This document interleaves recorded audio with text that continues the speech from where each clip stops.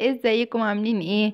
فيديو جديد النهارده هنرسم مشهد من فرح في حي شعبي. يا رب يعجبكم وينور رضاكم وتبقى خطوات سهله وبسيطه. استنوني هرجع لكم بالتفاصيل، بس ما تنسوش مش عامل سبسكرايب للقناه يعمل، ولايك وشير الفيديو، وفعلوا الجرس عشان يوصلكم كل فيديوهاتنا الجديده.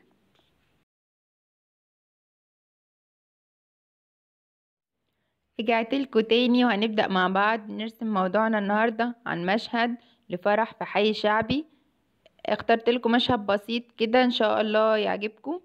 طبعا زي ما انتم متعودين، الناس اللي بتتابعني دايما، الناس الجديدة برضو اللي اول مرة تشوفني، انا بحب احط كده العناصر بتاعتي كلها في الورقة، وبعد كده ابدأ اعمل التفاصيل. ممكن يبقى الرصاص خفيف شوية بالنسبة لكم مش باين، لكن انا هجري الفيديو وبعد كده هبدأ ان شاء الله يبقى باين معاكم في التفاصيل. بس انا بحب احط كتل، وبحب ان هي تبقى بخط خفيف وما نحفرش في الورقة زي ما دايما متعودين، وزي ما انا متعودة اقول لكم ان احنا ما نرسمش بالقلم الرصاص بخط تقيل قوي عشان ما يسيبش اثر في الورقة ويضايقنا لو حبينا نصلح. انا حطيت الارض، خط الارض بتاعي، وبدأت ان انا ارسم في البيوت اللي هي في الخلفية ورا. كل ده بخط خفيف، بحط الكتل بتاعتي عشان احدد مكان كل حاجة، عشان لا اتزنق قوي في الورقة ولا اجي ارسم حاجة ما لقيلهاش مكان. لا، لازم نحط العناصر بتاعتنا كلها خطوط كده او اشكال هندسية، وبعد كده نبدأ نحط تفاصيلنا براحتنا خالص.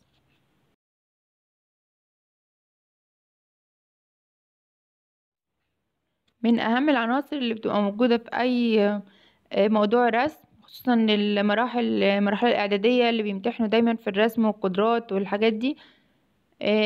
من اهم الحاجات لازم نبقى بنعرف نرسم اشخاص. في بلاي ليست كاملة لرسم الاشخاص بالنسب المظبوطة. انا هنا بحط بس كتل الشخصيات بتاعتي عشان ابدأ ان هي اظبط النسب بتاعتها، وبعد كده زي ما اتفقنا هنحط تفاصيلها بمنتهى السهولة.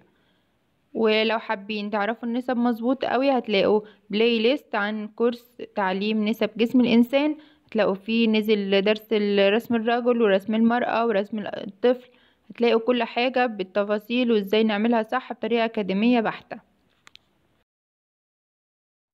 انا زي ما قلت لكم هنا انا بس بحط كتل الجسم، عبارة عن اشكال هندسية، بحدد الايد فين الرجل فين، اظبط النسب واظبط الحركة بتاعتي تبقى مظبوطة، وبس كده. هنرسم كمان بقى عربية اللي العريس والعروس هيتزفوا فيها. عربية بسيطة، هرسم عربية تكون نوعها قديم شوية وبسيطة خالص. في برضو درس نزل عن انواع العربيات وازاي نرسمها بس بشكل كرتوني، تقدروا تلاقوه في البلاي ليست الخاصة بتدريب الاطفال او تعليم الرسم للاطفال.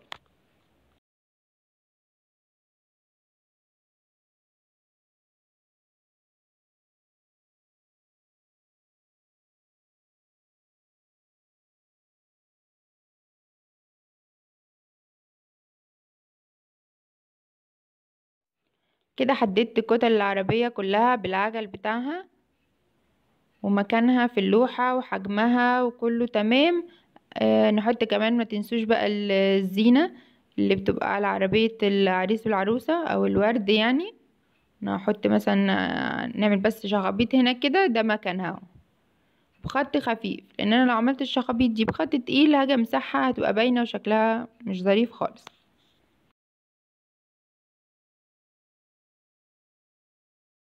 هنكمل بقى باقي الشارع من الناحية التانية. نبدأ نحط مثلا مجموعة شبابيك كده او مشربيات. البيوت بقى بتبقى متداخلة في بعض، وبيت طالع لبره وبيت داخل لجوه وبيت قصير بيت طويل شوية، بيت دور واحد وبيت دورين. الأحياء الشعبية أغلبها بيبقى كده، ما فيهاش بقى العمارات اللي هي شقق مرصوصة وشكل البيوت منتظم قوي. لا، حتى الشبابيك هتلاقوا طرازها قديم ومشربيات. فاحنا عايزين نبين قوي ان هو الى حد ما حي شعبي وزفة بسيطة خالص للعريس والعروسة. وطالما بقى في زفة في الشارع والناس بترقص، يبقى اكيد الناس في البلكونات بتبص. تنسوش بقى مش لازم يبقوا ملامحهم واضحة قوي او تفاصيلهم واضحة قوي لان هم بعيد، لكن بيدوا شكل حلو وبيعملوا ترابط كده في اللوحة.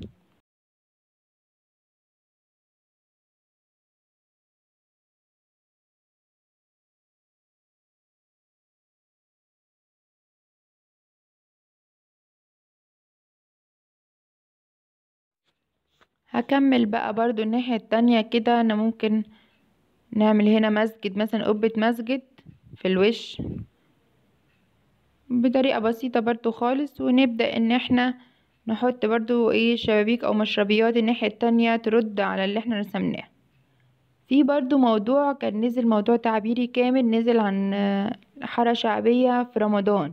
هتلاقوا فيه أشكال تانية للبيوت وللمسجد وللزينة اللي محطوطة، ممكن تستعينوا بده وده مع بعض.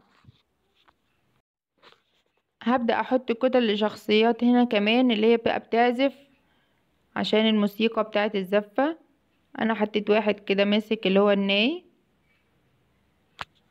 أو المزمار، ممكن واحد كمان بيطبل مثلا.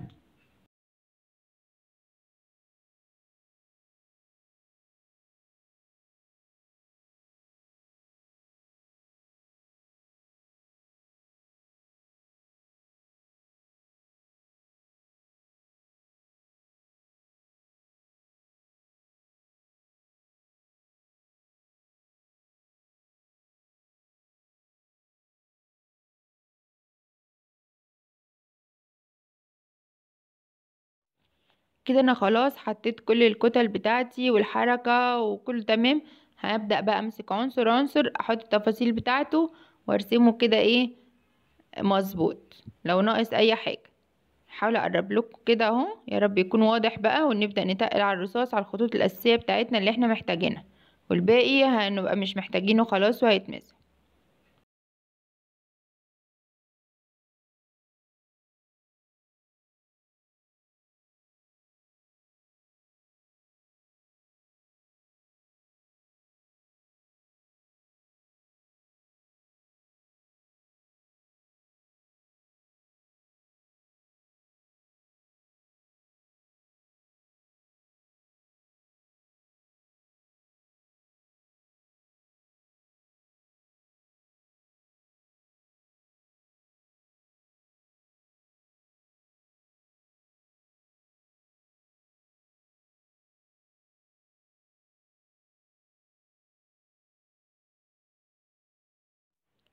تقدروا طبعا الشباب اللي بيرقصوا دول تقدروا تغيروا في التفاصيل، شكل الشعر، شكل الهدوم، الحركة بتاعتهم او الرقصة بتاعتهم، طبعا ده يرجع لكم.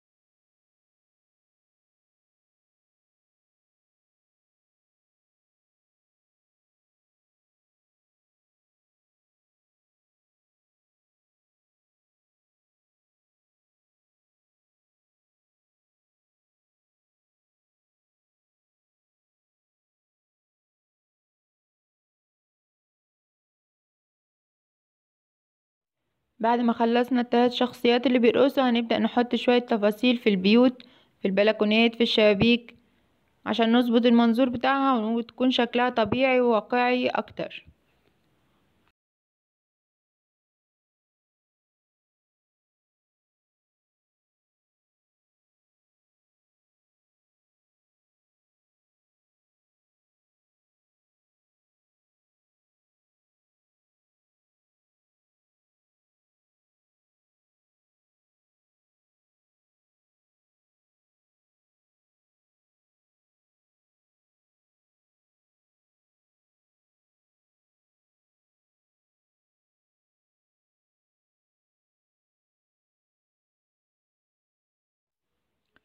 طبعا طبعا مفيش فرح من غير عريس وعروسة، فانا هعمل العريس والعروسة هنا خارجين من البيت. مش هعمل لهم تفاصيل كتير قوي، هما هيبقوا بس موجودين في الخلفية. انا عندي الاساسي هنا الزفة، الناس اللي بترقص، الناس اللي بتعزف، ده الاساسي عندي. هما هخليهم واقفين كده جنب العربية اللي هتزفوا فيها، بطريقة بسيطة وبخط بسيطة خالص، مش محتاجين تفاصيل وملامح كتير. لان زي ما احنا عارفين كل ما الحاجة بتبعد عن مستوى نظرنا او عن نظرنا، الملامح بتبقى مش باينة قوي، مش واضحة، وبتبقى الحاجات مسطحة اكتر، والوانها كمان بتبقى خفيفة عن الحاجات اللي ظاهرة قدامنا وواضحة. اقصد اللي هي قريبة مننا يعني. حطيت لكم كمان طفل صغير هنا اهو بيلعب بقى في العربية او في الورد اللي على العربية، لازم يقطعوه.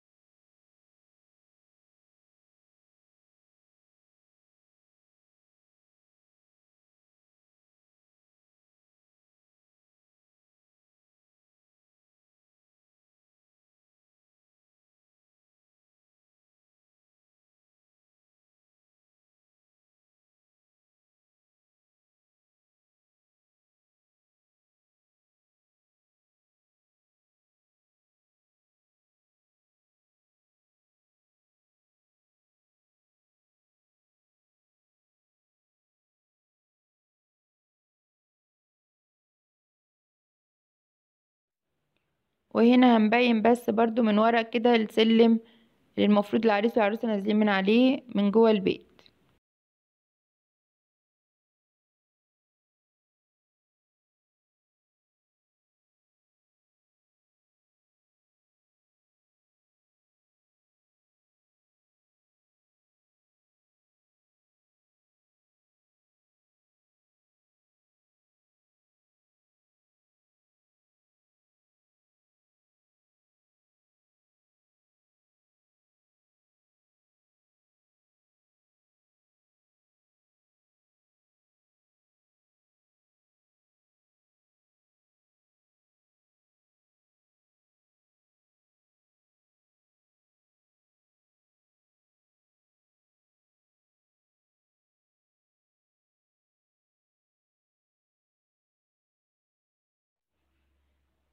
هنا برضو الشخصيات او الفرقة اللي بتعزف نبدأ ان احنا نحط تفاصيل والملامح بتاعتها، عشان دي برضو من الحاجات القريبة مننا، لازم تبقى ملامحها واضحة وشكلها واضح وكل التفاصيل باينة.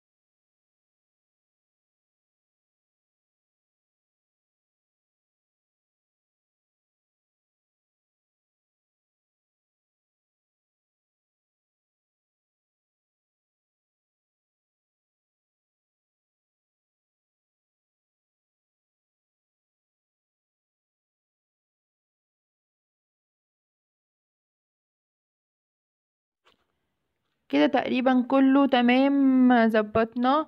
هحاول بقى امسح كل الخطوط الزيادة اللي انا مش محتاجاها في الرسمة عشان ما تضايقنيش وانا بلون. اي خطوط او اي بقى تفاصيل كده مش محتاجاها، او حركة مثلا انا غيرتها في السكتش بتاعي ده، خلاص انا بحاول امسح كل الخطوط اللي انا مش محتاجاها عشان الون كده على نظافة.